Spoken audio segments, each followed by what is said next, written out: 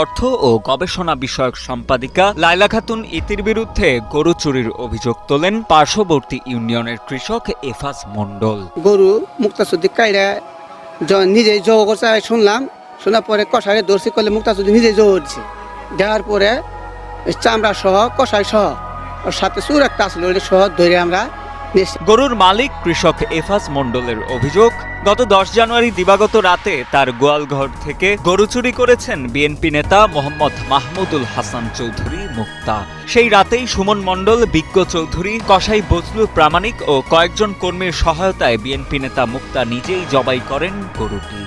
পরদিন দুপুরে চুরি করা মাংস দিয়ে কর্মী সমর্থকদের জন্য আয়োজন করা হয় বিরিয়ানি ভোজের এবং কিছু মাংস রেখে দেওয়া হয়। খোঁজাখুঁজি করার পরে একটা নিউজ আসে যে মুক্তা চৌধুরীর বাড়িতে একটা গরু জবাই করা হয়েছে।